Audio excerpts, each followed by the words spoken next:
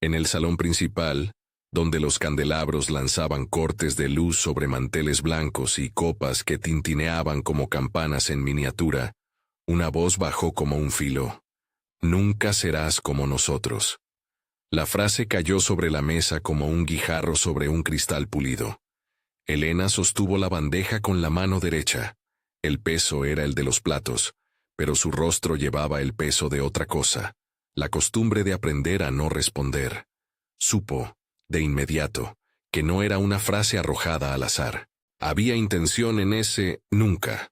Dejarlos fuera de su mundo, encerrarla en su condición, recordarle que, por más que hablara 7 idiomas, era para ellos una figura de servicio.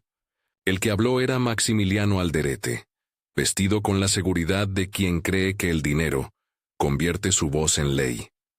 Sus dedos jugueteaban con la servilleta, y sus ojos buscaban en Elena un gesto de sumisión.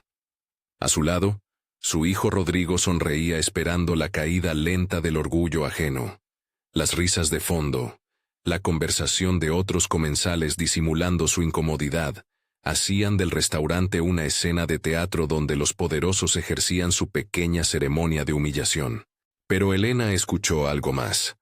Maximiliano no usó el español. Habló en alemán con esa cadencia que parece engarzar soberbia y desprecio. Nie wirst du wie wir sein, murmuró sin pensar en lo absurdo de desplegar su idioma en una mesa de capitalinas, como si la lengua extranjera fuera una capa para esconder la crudeza.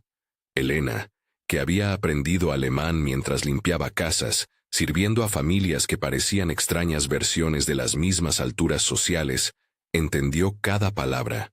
Sabía la traducción porque su abuela Mercedes se la había enseñado entre tazas de té gastado y noches de costura. Nunca serás como nosotros. Respiró hondo. Sus manos no temblaron. Siguió andando. El golpe, sin embargo, llegó más hondo que el ruido del servicio. Maximiliano nombró, al pasar, el hospital municipal donde la abuela de Elena llevaba meses internada. Lo dijo como quien enumera un negocio más.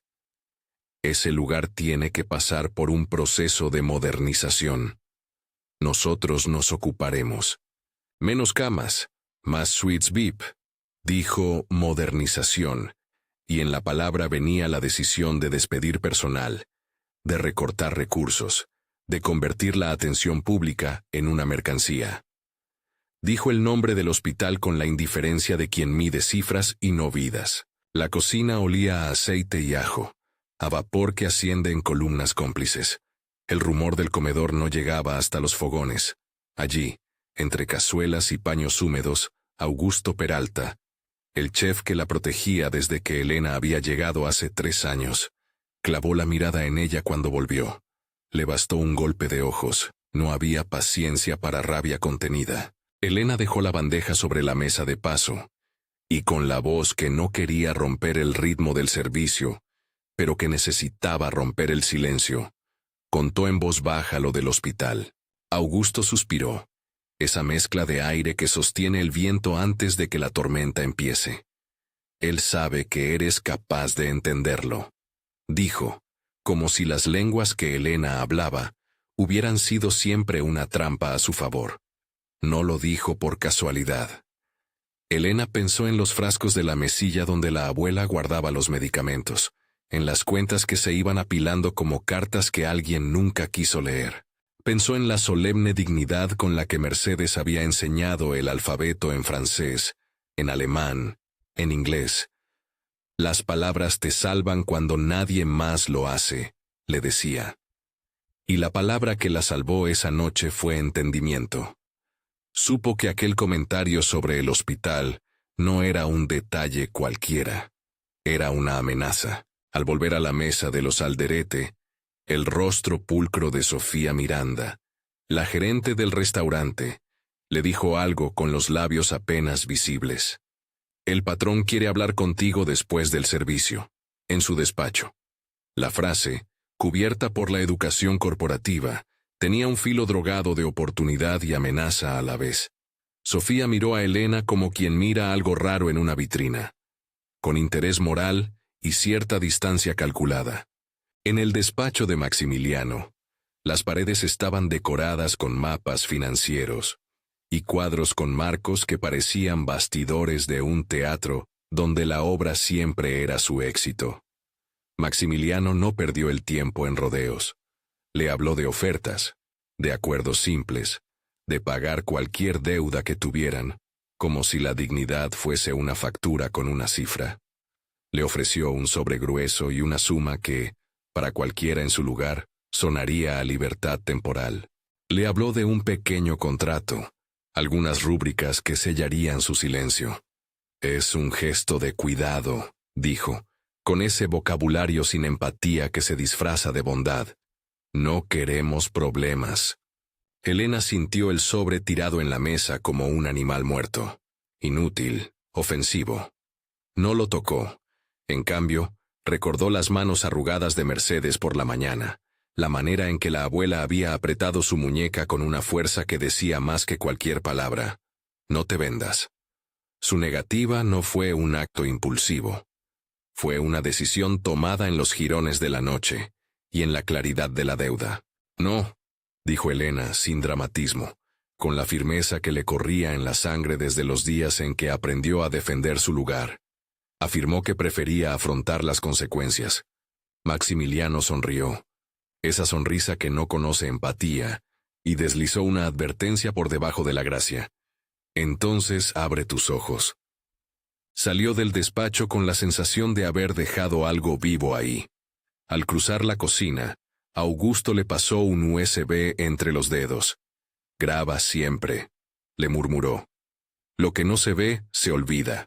Elena guardó el dispositivo en el bolsillo del delantal, como quien esconde un amuleto, al otro lado de la ciudad, en un café iluminado por un neón que parpadeaba. Camila Fuentes, periodista de investigación, leía un mensaje que acababa de recibir. Una foto borrosa de Maximiliano en la mesa del restaurante. La palabra hospital destacada en el texto.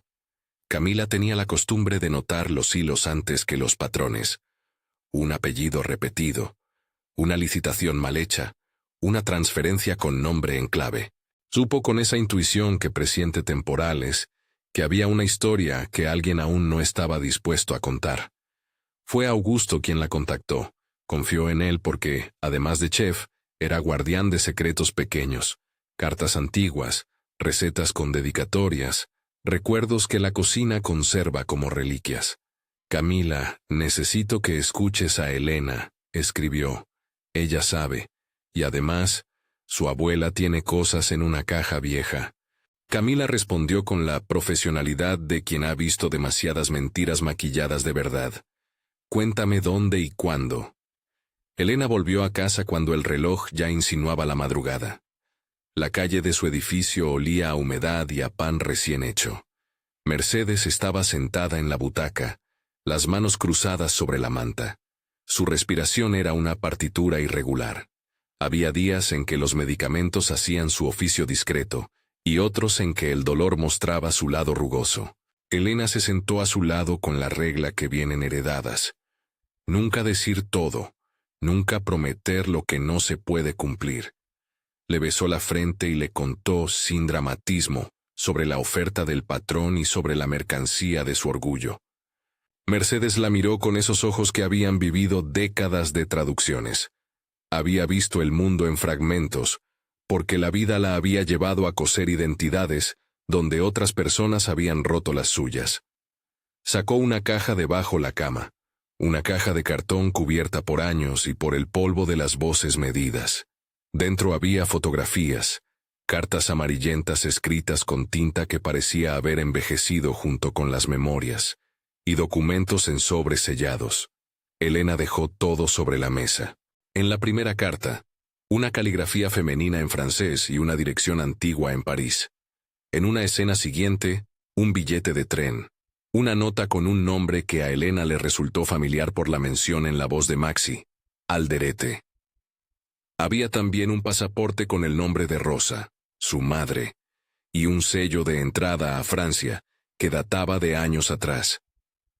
Mercedes no necesitó decir la palabra que Elena sospechaba. La caja hablaba por sí sola. Ella no murió, dijo Mercedes con voz que parecía salir de un tiempo remendado. La apartaron. La frase dejó un silencio denso, y en ese hueco se acomodó una verdad que Elena no había permitido sentir del todo. Su madre no había desaparecido por azar. Alguien la había alejado. Elena pensó en la noche en que, niña, la madre la abrazó y le murmuró que la vida era un mapa que a veces se reescribe para proteger. Ahora, en la cajita de cartón, había pruebas que podían reescribir su propio mapa. Camila llegó al apartamento unas horas después. Traía una libreta y un gesto que no quedaba bien con la fragilidad de lo doméstico.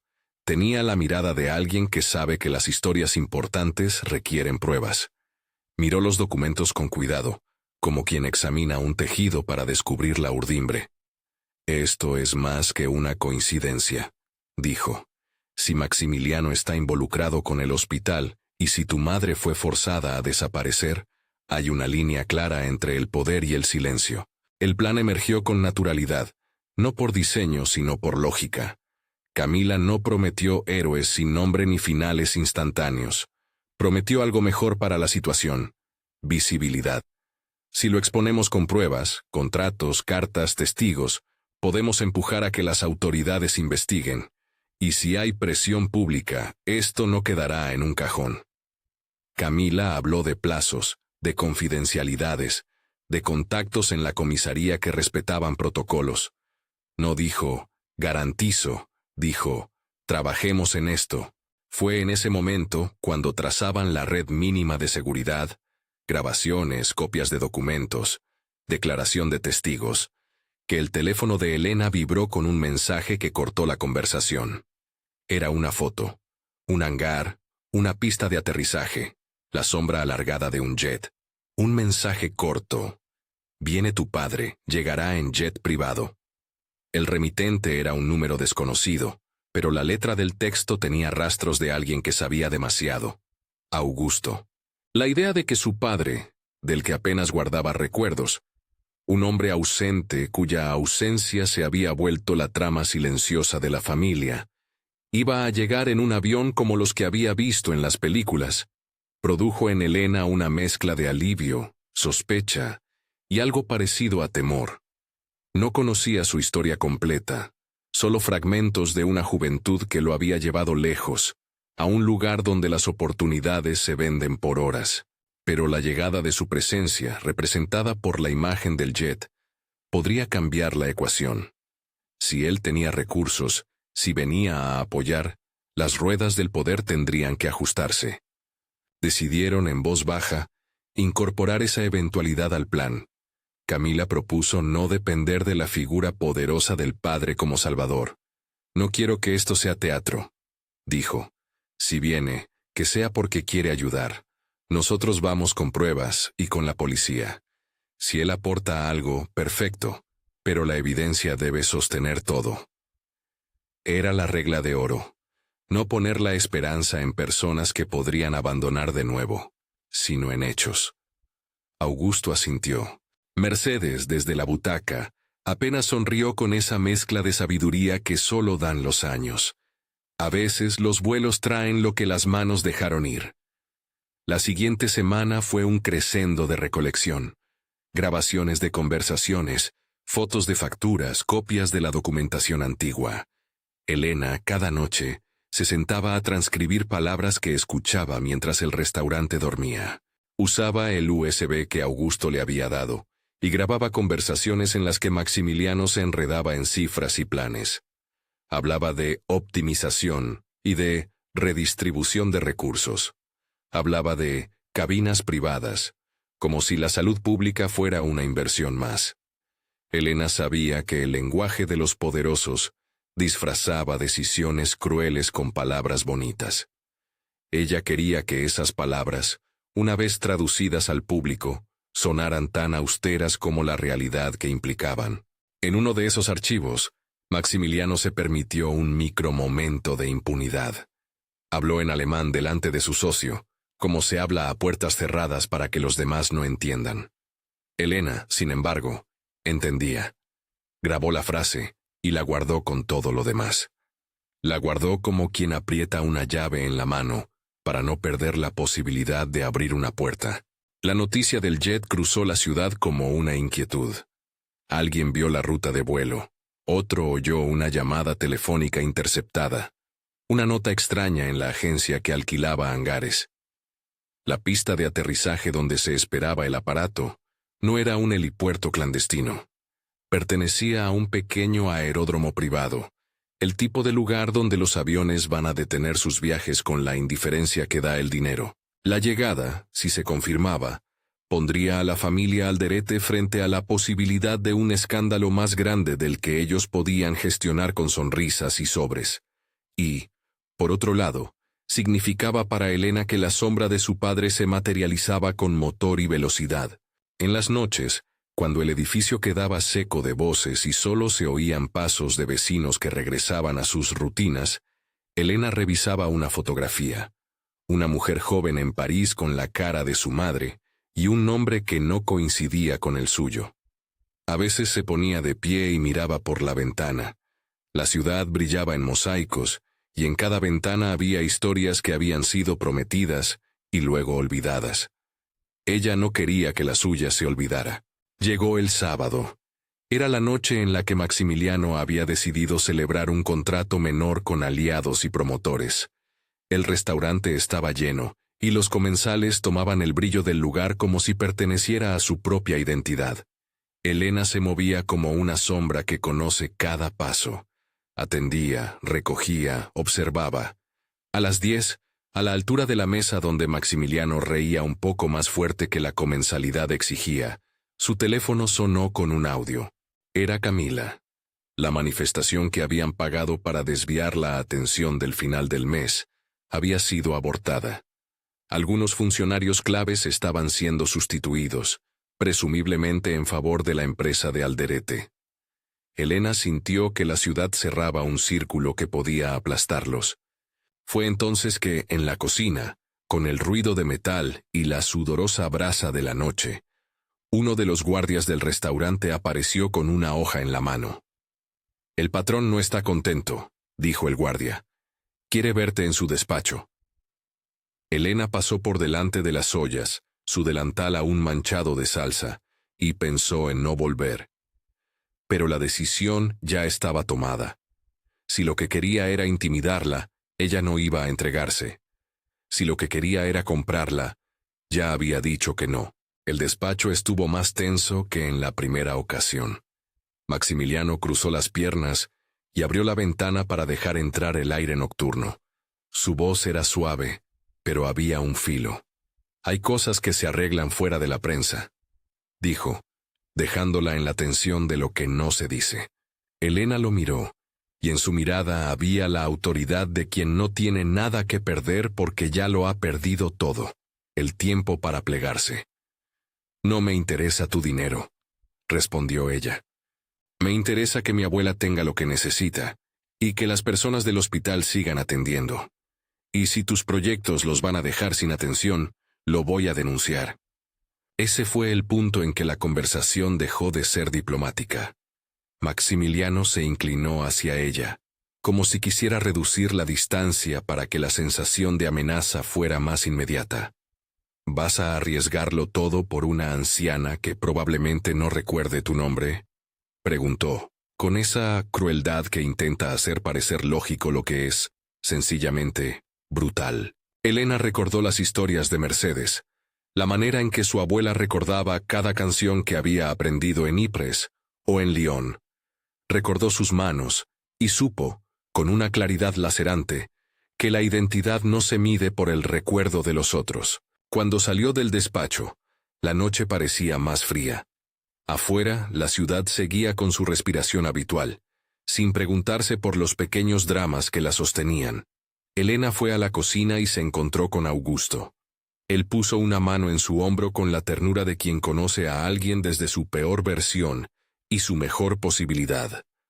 «Tenemos un plan», le dijo simplemente, y en esa frase contenida había una promesa de lucha que no tendría forma de venganza, sino que se aferraría a las pruebas y a los ojos de quienes pudieran escuchar. Fue entonces cuando el sonido llegó desde fuera, como una sombra que anuncia su llegada. Un murmullo de motores a lo lejos, un rumor metálico que creció hasta hacerse una presencia. Por la ventana de la cocina, los fogones lanzaron reflejos sobre el acero. Elena fue al pasillo y dejó que el ruido la atravesara. Augusto también miró hacia la calle.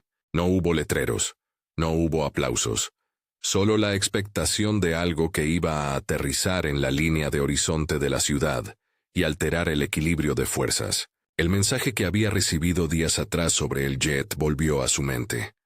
No sabía si era su padre el que venía, o un benefactor que se hacía pasar por padre. No sabía si su llegada sería un alivio o una complicación. Lo único cierto era que el mundo, de pronto, parecía más pequeño. Todo estaba a punto de confluir. Las grabaciones, los papeles, la periodista. Y ahora, la sombra metálica de una aeronave componían un entramado que podía desnudar a los Alderete o convertirles en víctimas de su propia astucia. Camila, que había seguido cada pista con la paciencia afilada de quien ha tratado con coberturas que se retuercen, dijo entonces algo que Elena recordó como una brújula. No pongamos a nadie en el centro que no sea la verdad. Era un recordatorio de que la llegada del jet no podía ser tratada como un deus ex machina. Si el padre venía, tendría que aportar, si no, su llegada sería solo un ruido más en la noche. Mientras tomaban las últimas decisiones, un mensaje breve llegó del número de Augusto. Despega en 10. Pista 2. No hubo más, porque a partir de ese punto, todo se movía con la lentitud de la tensión y con el vértigo de la posibilidad. Elena dejó la libreta con la lista de pruebas sobre la mesa y se colocó la chaqueta. Afuera, la ciudad se despertaba para un acontecimiento que aún no tenía nombre. Ella salió a la calle con la determinación de quien ha aprendido a sostener el propio destino con las manos. No buscaba venganza, buscaba verdad. A lo lejos, en la pista, unas luces comenzaron a acercarse como estrellas que bajan a posar su brillo sobre el asfalto. La figura del jet se recortó contra la noche, elegante, decisiva, con la promesa de que algo, de algún modo, iba a cambiar. Elena no sabía si sería para bien o para mal, pero sí sabía que la llegada de aquel cuerpo metálico, de aquellas ruedas que se posaban sobre la tierra, iba a obligar a que la ciudad mirara, por fin, lo que había preferido no ver. Si esta historia te está tocando, compártela con alguien que crea que la verdad merece ser escuchada. El ruido de la aeronave fue creciendo. Desde la ventana de su apartamento, Elena vio cómo se disponía la pista. Luces, sombras, el murmullo de trabajadores que no sabían más que su oficio. Por un instante, tuvo la visión de su infancia. Un padre que partía y un padre que regresaba. La diferencia entre abandono y presencia convertida en la vibración metálica del aterrizaje. Sentía, en el pecho, el tamborileo de la espera. Mientras tanto, Maximiliano, en su sala, recibió la llamada que alguien de su equipo prometía que llegaría. Un informe de prensa que hablaba de una posible llegada y de un movimiento en la pista privada. Su gesto no fue de sorpresa sino de cálculo. Comprendió, con la rapidez de quien sabe anticipar mareas, que la llegada de un individuo con recursos propios inclinaba los balances. Llamó a su abogado. Que nadie pierda la cabeza, que nadie haga ruido, ordenó. La voz tenía esa calma que se pone para disimular la preocupación. En el hangar, el jet frenó su llegada con la soberbia de quien entra a un territorio que cree suyo. Una puerta se abrió. Un escalón descendió. De la salida no se asomó un salvador obvio, ni un héroe literario. Salió un hombre de mediana edad, con la nuca canosa, y la postura de quien conoce las tablas de un golpe. Jorge Navarro. Había en su rostro una mezcla de fatiga y determinación. No era un donador anónimo, ni un magnate dispuesto a comprar la noche. Era, por fin, el padre que la ciudad había representado más como rumor que como presencia. Sus ojos buscaron, entre el frío de la pista, el rostro de una hija cuyo nombre quizá conocía solo por cartas antiguas, o por la voz de una mujer que se había ido. La escena no era cinematográfica por el glamour, lo era por la gravedad de su llegada. Cada paso que Jorge daba sobre el asfalto anunciaba consecuencias. Del otro lado del teléfono, Camila anotaba todo. Augusto sostenía la grabadora como quien posee una llave. La ciudad sostuvo el aliento. Elena, desde la distancia que da a la incredulidad, se acercó al lugar donde el jet todavía exhalaba calor. No sabía qué palabras dirían al encontrarse. No sabía si su padre pediría perdón o si su presencia blindaría la operación legal que estaban a punto de lanzar. Solo sabía que la llegada del avión había puesto en movimiento lo que ya no podía retroceder. Los archivos, las pruebas, las voces de aquellos que habían sido silenciados. Y en medio de ese ruido, la frase que la había perseguido desde el inicio, volvió a sonar en su mente, convertida ahora en desafío. Nunca serás como nosotros. Elena respiró. Esta vez la frase no era una sentencia, sino un impulso para actuar. La noche todavía no terminaba. Apenas comenzaba la cuenta regresiva hacia un enfrentamiento cuya forma todavía se desconocía. El silencio después de la llegada del jet no fue el de la pasividad. Fue un silencio tenso, como la cuerda de un arco lista para lanzar su flecha. Elena caminó por la pista con pasos que no eran ni de sorpresa ni de prejuicio. Eran pasos de quien carga una decisión hecha no de impulso, sino de motivos acumulados. Jorge Navarro la esperaba al pie de la escalinata, la chaqueta algo arrugada, la mirada madura de quien ha vivido a base de remiendos y promesas propias que nunca cumplió a tiempo. Cuando ella estuvo a su lado, no hubo abrazo inmediato. Hubo dos respiraciones iguales, una frente a la otra, midiendo el terreno de lo que venía. «No vine a rescatar a nadie», dijo Jorge, con la voz rasposa de quien ha guardado mucho silencio. «Vine porque me cansé de oír mentiras que cambian la vida de la gente». En sus manos tenía poco más que una maleta y unas copias de documentos, recibos, correos, contratos traducidos y una lista de nombres que, si se cruzaban con lo que Camila ya tenía, formarían una red. Jorge explicó, sin hacer grandilocuencias, que había pasado años fuera, trabajando en logística para empresas que viajaban entre continentes. No era un magnate, ni pretendía serlo. Había alquilado el jet con recursos propios y con la ayuda de alguien del aeropuerto que le debía un favor. La coherencia del gesto no estaba en el lujo del aparato, sino en la decisión. Alguien que llevaba años ausente había decidido usar lo que tenía para ponerlo al servicio de la verdad. Elena escuchó. No necesitaba un salvador. Necesitaba que la evidencia fuera irrefutable. Jorge lo entendió, y sin roces heroicos, ofreció lo que podía: contactos, tiempo y el deseo torcido de reparar un abandono con hechos. Camila, que había seguido la escena desde la distancia con los nervios tensos de la estrategia, dio una mirada que fue un pacto. Nadie sería el centro, la verdad sería la protagonista. Regresaron a la ciudad con la sensación de que todas las piezas se estaban encajando. La noche siguiente era la que habían decidido. Una cena de gala que Maximiliano había organizado para celebrar la modernización y atraer a funcionarios y socios potenciales. Camila y su equipo habían avisado a la comisaría responsable. Un fiscal se había interesado y había puesto en marcha un trámite preliminar para solicitar medidas cautelares contra las empresas vinculadas a Alderete. No era una operación improvisada. Era la suma de una periodista que no entregaría la historia a la noche, de un chef que guardaba memoria, de una abuela que custodiaba papeles y de una hija que había decidido no callar. La cena fue fría en su brillo. Los espejos multiplicaban risas y gestos calculados. Maximiliano ocupaba uno de los extremos de la mesa, con esa seguridad que da el dinero acumulado como un pararrayos ante la incomodidad. Rodrigo, a su lado, hacía ese papel de hijo que imita el tono del padre con menos práctica. Los servidores movían bandejas y copas. Elena estuvo en la sala, sirviendo, como si la escena no fuera con ella. Pero cada vez que Maximiliano hablaba de optimización, o mencionaba el hospital con ese eufemismo de modernización, ella sentía cómo la tensión dentro de su cuerpo tomaba forma de cosas concretas. Nombres, cifras, fechas.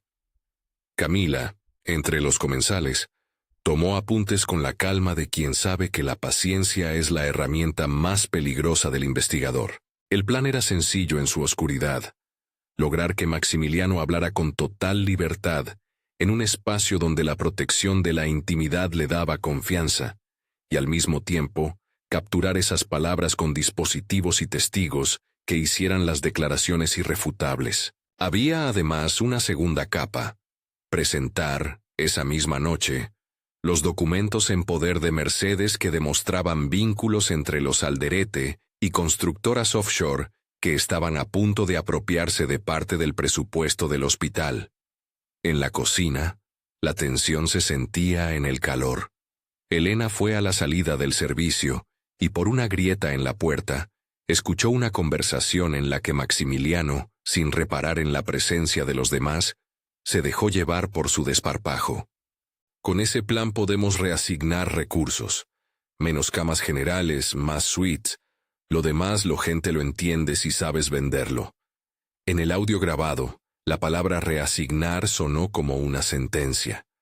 Tenía una frialdad administrativa que arrinconaba vidas en cifras. Elena, que escuchó con los oídos de quien traduce rostros, supo que esa era la prueba que necesitaban. Una admisión de intenciones que, sumada a contratos y transferencias, demostraría la voluntad de privatizar y lucrar con la salud pública. La maniobra arrancó sin estruendo. Camila y su equipo activaron una cadena de fuentes. En un cuarto cercano, el fiscal pidió autorización para un allanamiento preventivo en las oficinas de las empresas vinculadas a Alderete. La presencia de Jorge, con su maleta de documentos, fue útil para dar pistas sobre proveedores y cuentas en el extranjero que debían ser congeladas temporalmente. Los agentes, discretos y firmes, se movieron como sombras con orden judicial, pero Maximiliano no era un hombre que se dejara sorprender sin contraataque. Su mano derecha, el LIC, Fernando Castillo, contactó a abogados y mediadores, intentando suavizar la situación con procedimientos que olían a posponer. En el salón principal, Maximiliano detectó, por fin, la posibilidad de que algo se aproximara. Alguien en la mesa había sacado el teléfono y, sin disimulo, improvisaba una transmisión. Era el tipo de exposición que lo obligaba a tomar decisiones rápidas. «Esto no es más que ruido», dijo con la calma medida de quien intenta convertir incógnitas en trivialidades. «No tenemos nada que ocultar. Hablaremos con el fiscal cuando sea necesario». Sus palabras flotaron por el salón. Fue en ese instante cuando Camila, con una mirada precisa, accionó el siguiente movimiento. Pidió la palabra con una cortesía que pareció parte del protocolo. Subió, entre las miradas curiosas, a una tarima improvisada y habló con la naturalidad que tiene quien sabe sostener la verdad sin oropeles. «Señoras y señores», dijo, «estoy aquí no para destruir reputaciones sin pruebas, sino para mostrar documentos que afectan la salud de miles». Hizo una pausa que no pedía permiso, y desplegó con la ayuda de una pantalla una serie de fechas, contratos y transferencias. Imágenes de sobres sellados, cartas con membretes antiguos y extractos bancarios aparecieron en la proyección y en los teléfonos de muchos presentes. Estos son documentos que demuestran vínculos económicos directos entre la empresa de los presentes y sociedades que licitan en contratos del hospital municipal. Son pruebas, no son opiniones. El murmullo se transformó en un ruido cortante. Maximiliano palideció en el tono que solo él estaba acostumbrado a manejar, el de quien implicaba la elegancia antes que la culpa. La pantalla mostró además una fotografía. La carta de Mercedes en la que se mencionaba un nombre y una fecha que conectaba con una transferencia irregular. En ese mismo instante, El fiscal que estaba entre el público ordenó la intervención de la policía financiera. No era una detención inmediata, pero sí un bloqueo de cuentas y la requisición de archivos. Dentro del salón, la violencia no fue física. Fue la caída de un sistema de impunidad ante la luz pública. Algunos invitados murmuraron excusas y se retiraron. Otros, con la cara meteorizada por la sorpresa, empezaron a buscar los teléfonos con la desesperación de quien sabe que lo que antes era secreto, ahora es público, y puede quemar reputaciones. Maximiliano intentó mantenerse en su palco de dignidad. Sus manos, sin embargo, revelaron una ira contenida. Se puso de pie, y con la cortesía afilada que solía manejar, intentó desacreditar a la presentadora. Su voz fue la de alguien que no espera lecciones morales, sino que exige respeto por el orden. Pero las palabras que había pronunciado en la intimidad, las que Elena había grabado en la cocina y que Camila reprodujo como extractos afilados, eran ahora parte del expediente. Había pruebas en audio, archivos bancarios y documentos firmados. La estructura que alimentaba su poder empezaba a crujir. No todo fue victoria inmediata. Doña Sofía, la gerente, se acercó a Elena con la cara compuesta pero temblorosa. Algunos empleados estaban siendo presionados para renunciar. Un par de ellos habían recibido mensajes intimidatorios en sus teléfonos, y la empresa de seguridad de la familia empezaba a mover gente hacia el hospital. Camila supo de inmediato que la batalla iba más allá de la gala. Era una pelea por el control de narrativas y por la integridad de testigos y empleados. Por eso pidió registro y custodia para testigos, y el fiscal coordinó medidas de protección. Esa misma madrugada, en una operación silenciosa, la policía fue a las oficinas principales de las sociedades de Alderete. Requisaron servidores, incautaron documentos y aseguraron cajas fuertes. En una de ellas apareció un conjunto de papeles que hacía saltar la sospecha.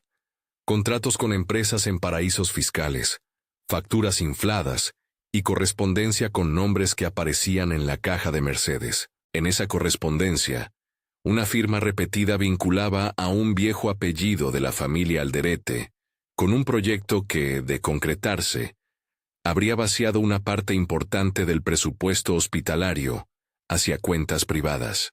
La maquinaria judicial empezó a moverse con la obstinación del ladrillo, que cae pero abre paso. Se dictaron órdenes de congelamiento de activos temporales. Se impusieron medidas cautelares para que el hospital no cambiara su planta de camas sin aprobación de la justicia.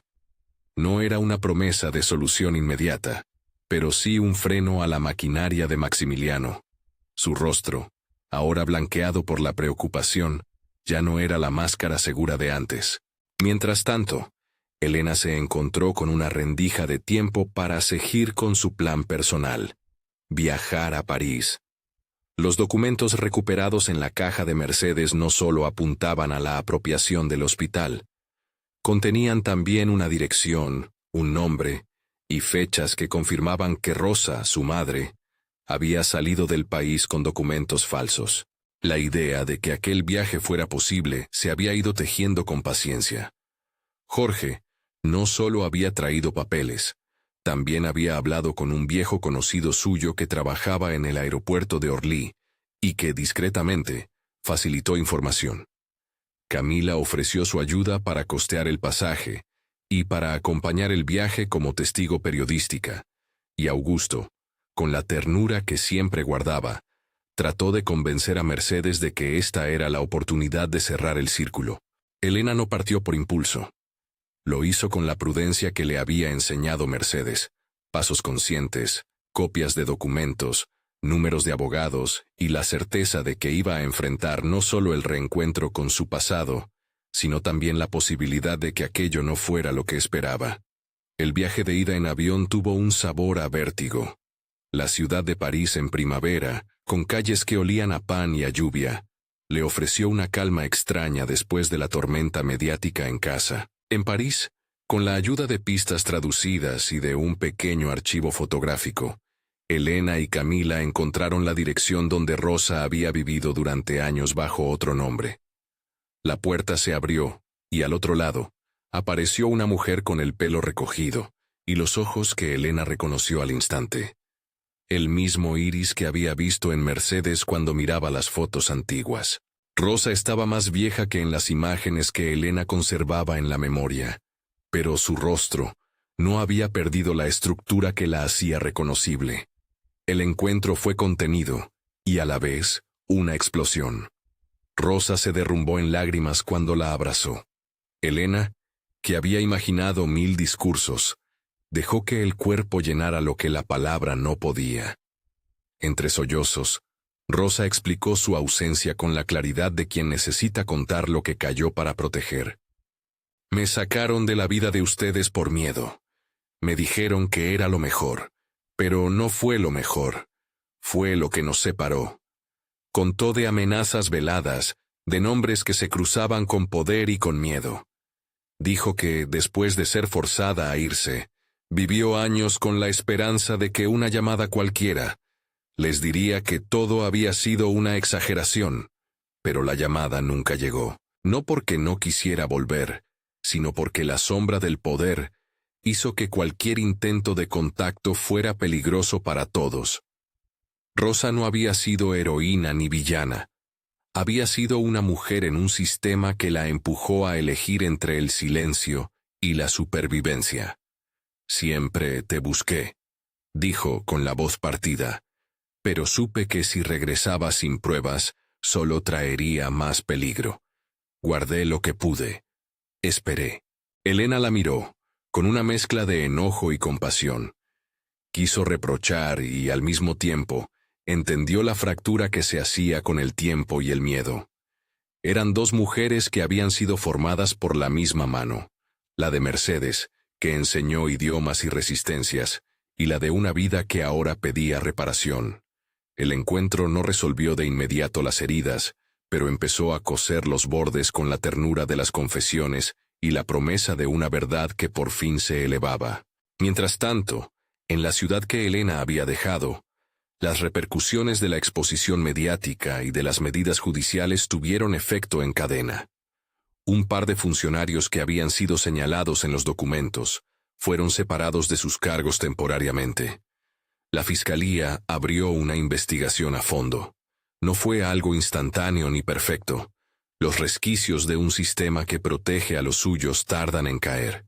Pero la presión pública y la evidencia acumulada obligaron a tomar decisiones. Movimientos de protesta cuidadosos, liderados por organizaciones comunitarias y por trabajadores del hospital, hicieron visible algo que antes solo existía como rumor. La precarización no era una consecuencia inevitable, sino una decisión administrativa con nombres y cuentas. Maximiliano, en la comodidad de su mansión, vio cómo las reservas de su poder disminuían. Su mundo de influencias estaba agrietándose. Empresarios que antes lo apoyaban comenzaron a distanciarse por prudencia y por la sensación de que la inversión de reputación era ahora mayor que cualquier beneficio. Rodrigo, en cambio, se encontró en una posición ambivalente. Su lealtad filial se resquebrajaba en la medida en que los hechos lo tocaban personalmente. No era un villano claro, más bien, un hombre criado en el espejo de su padre cuya moral se empezaba a preguntar por primera vez. Los enfrentamientos se produjeron en despachos y en tribunales, con abogados intentando desarmar la construcción probatoria y con periodistas que no dejaban de escarbar. En una de las audiencias preliminares, una abogada de la parte pública resumió con simpleza lo que había ocurrido. Convenios opacos, recomendaciones a favor de constructoras específicas, sobrefacturación y planes que suponían privatizar porciones claves del hospital. La exposición pública, con audios y documentos en manos de la prensa y de la justicia, había convertido las decisiones técnicas en asuntos de interés general. Pero la victoria más íntima y decisiva no fue judicial, fue humana. Mercedes, que había seguido todo con la sobriedad de quien conoce temporadas buenas y malas, viajó a la inauguración de una medida simbólica: la preservación provisional del ala pediátrica del hospital, impuesto por la Fiscalía como medida cautelar. Fue una jornada pequeña en lo formal pero enorme en la carga emocional. Elena, junto a su abuela y su madre que había podido regresar por unas horas desde París, participó en un acto donde personal sanitario y vecinos mostraron pancartas de agradecimiento. No se resolvía todo, pero la sensación de que la lucha había tenido efecto era real. Mercedes, sentada en la primera fila, apretó la mano de Elena con la fuerza de quien ha pasado años enseñando a resistir con dignidad. El proceso continuó con apelaciones, con negociaciones y con algo que no estaba en los papeles: la resignificación del nombre familiar. La caja de Mercedes había mostrado no solo documentos financieros, sino fotografías antiguas en las que figuraba una relación no solo de servicio, sino de deuda moral entre dos familias. Esa evidencia histórica ayudó a reconstruir hechos. En archivos de hace décadas, había constancias de operaciones que favorecieron al clan Alderete con facilidades que nunca fueron revisadas. La justicia, entonces, no solo actuó sobre hechos recientes. Abrió puertas para revisar cómo la impunidad se perpetuaba. En paralelo, Elena no dejó de trabajar en el proyecto más íntimo: la Escuela Rosa Mercedes Navarro. No fue una fundación gigantesca con donantes multimillonarios. Fue primero un salón comunitario donde una vez por semana enseñaba idiomas a quienes no podían pagar cursos. Enseñaba francés y alemán, pero no por ostentación, porque en la lengua estaba la posibilidad de habitar otros mundos y de reclamar derechos. La escuela se fue nutriendo a base de voluntarios. Augusto enseñaba cocina con descuentos para los asistentes. Camila dio charlas sobre cómo contar historias en la prensa sin perder la dignidad. Jorge, desde su lugar, aportó una red de contactos para conseguir materiales y un pequeño local. La escuela se hizo símbolo de reparación, no de filantropía grandiosa, sino de restitución humilde. Con el tiempo, y no sin fatiga, los tribunales avanzaron. Llegaron medidas contra la empresa de Alderete, sanciones administrativas, inhabilitaciones provisionales para firmar contratos públicos, y la apertura de una investigación penal por fraude y abuso de poder. No fue una redención instantánea. Maximiliano tuvo momentos de defensa dura, y contó con recursos legales que intentaron retrasar la caída. Pero la suma de pruebas, la presión pública y la visibilidad mediática disminuyeron la capacidad de maniobra. Además, el testimonio de empleados que antes se sentían impotentes permitió reconstruir procesos internos, llamadas, instrucciones, órdenes que sumaban el hilo a la trama del lucro. Rodrigo, tras meses de resistencia privada, tomó una decisión que sorprendió a algunos y ayudó a otros. Testificó en un tramo del proceso con honestidad parcial. No fue una confesión catártica ni una entrega emocional profunda. Fue la declaración de alguien que, al verse arrinconado por hechos, decidió cooperar para proteger su futuro. Su capitulación no cambió la justicia en su totalidad, pero abrió ventanas para entender cómo se articularon las decisiones internas. En el ámbito personal, Rosa y Elena empezaron a recomponer con paciencia la relación perdida. No fueron días de perdón fácil. Fueron citas, conversaciones largas, tardes en las que la palabra «lo siento» se dijo sin rimbombancia pero con verdad. Rosa, por su parte, explicó con la sobriedad de quien reconoce sus propias limitaciones, que cuidó lo que pudo desde la distancia, que temía el espionaje del poder y que por miedo se dejó llevar por decisiones que luego lamentó. Elena, con su carácter templado por Mercedes, fue capaz de aceptar sin renunciar al reclamo de justicia. La abuela, Mercedes, vivió lo que quedaba con la calma que dan los años en paz. No hubo milagros ni recuperaciones repentinas. Hubo un final digno. Pasó a la memoria pública como la mujer que guardó papeles y palabras, la que enseñó a su nieta 7 idiomas en una mesa que olía a té y a paciencia. En un día de otoño, rodeada de su familia y en su casa, Mercedes murió con la sensación de que su nombre quedaba vivo en la escuela que llevaba su nombre y en las manos de la mujer que había cuidado de ella. Fue una muerte acompañada, sin estridencias. La ciudad sintió, en el acto reducido que siguió, que una era había terminado y que la siguiente empezaba con la escuela abierta. La caída de Maximiliano no fue una caída cinematográfica con esposas y aplausos. Fue una caída lenta, legal, con el peso de los expedientes y la certeza de que la exposición pública había hecho de su poder algo vulnerable.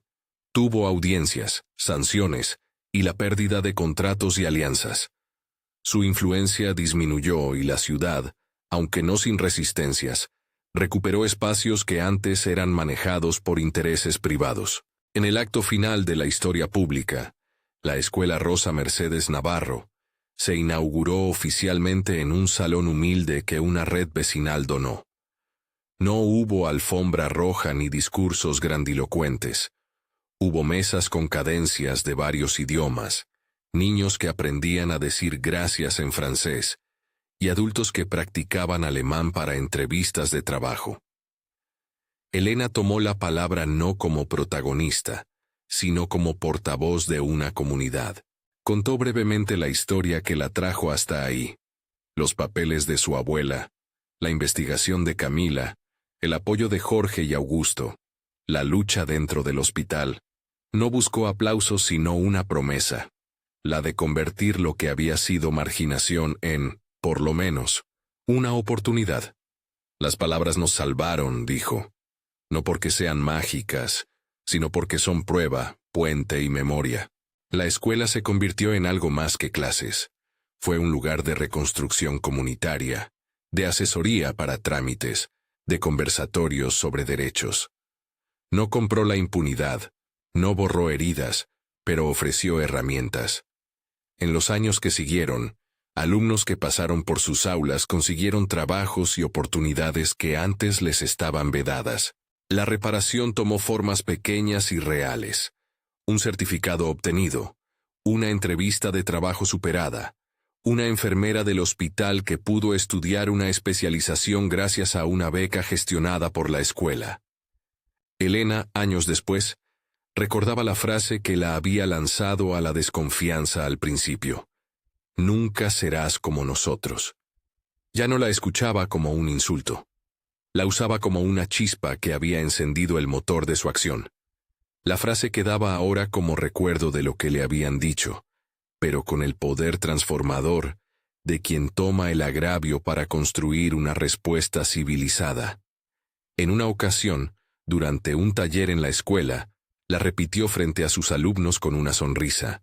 Me dijeron que nunca sería como ellos. No querían que lo fuera. Y decidí no serlo en la forma que me pedían. No voy a plegarme a la idea de que la dignidad se vende ni se compra. Seré distinta, porque elijo el bien común sobre el beneficio propio. Las palabras resonaron sin resentimiento. La comunidad entendió que la diferencia no era siempre una afrenta. A veces era la base de una nueva forma de vivir en sociedad. Camila, con su periodismo, siguió denunciando casos e impulsando la transparencia. Su trabajo no terminó con el juicio. Por el contrario, encontró más hilos que tirar. Mantuvo la mirada crítica y la consistencia que una prensa responsable exige. Augusto volvió a su cocina con la calma de quien ha puesto su oficio al servicio de la memoria. Su restaurante se llenó de voluntarios que venían a aprender y a ofrecer su trabajo para los eventos de la escuela. Jorge, por su parte, no buscó titularizar la acción. Volvió a su vida con la sensación de que había reparado algo que le quemaba por dentro. Mantuvo una relación discreta con Elena y su familia. Visitas, llamadas esporádicas y una presencia que no fue pródiga en gestos grandiosos, sino firme en su constancia. Él, que había venido en jet privado como representación de un giro, entendió que su acto solo tenía valor si lo convertía en apoyo real y sostenido. El tiempo curó algunas cosas y dejó otras con cicatrices visibles. La ciudad, a su manera, aprendió a vigilar. El hospital municipal mantuvo refuerzos en su área pediátrica, y las medidas cautelares se transformaron con decisiones administrativas que implicaron mayor transparencia en contratos públicos. No fue una victoria total e inmediata. Fue la suma de pasos que, poco a poco, redujeron el margen de maniobra de quienes creen que el poder los hace intocables. En el cierre de la historia, en una noche clara, Elena subió al pequeño escenario de la escuela para una mesa redonda. Miró a su alrededor. Caras jóvenes, algunas arrugadas por el trabajo, otras llenas de esperanza. Pensó en Mercedes, en Rosa, en Camila, en Augusto, en Jorge y en todos los que habían sostenido la trama de su vida. Sintió una gratitud sencilla y profunda. No fue un triunfo escandaloso. Fue una victoria que se midió en personas protegidas, en camas salvadas, en aulas abiertas. Antes de bajar del escenario, con la voz serena, pronunció algo que había dejado de ser herida para convertirse en herencia. Nunca serás como nosotros, me lo dijeron para excluirme. Hoy les digo, no quiero ser como ustedes en la forma en que usan el poder para callar. Quiero ser como la gente que se ayuda. Esa es mi respuesta. El público respondió con un aplauso que no era de júbilo político, sino de reconocimiento. Era la ovación de quienes saben que la dignidad se defiende con constancia. Si esta historia te movilizó, compártela con alguien que crea en la justicia. La última escena no cerró con campanas ni con la ruina total de los poderosos. Cerró con la imagen de una aula iluminada, niños que dibujaban banderas de diferentes colores y adultos que aprendían a decir gracias, en lenguas que antes les parecían lejanas. Elena, al salir, miró el cielo y pensó en su abuela enseñándole palabras que ahora tenían nombre propio. Verdad, memoria, dignidad. En la ciudad, las luces siguieron encendidas y la escuela siguió enseñando. No era la promesa de un mundo perfecto, sino el acto modesto y constante de quienes eligen no callar. Nunca, pensó Elena, podrá ser borrada la sensación de haber elegido mantenerse en pie. Y a veces eso alcanza para cambiar las cosas.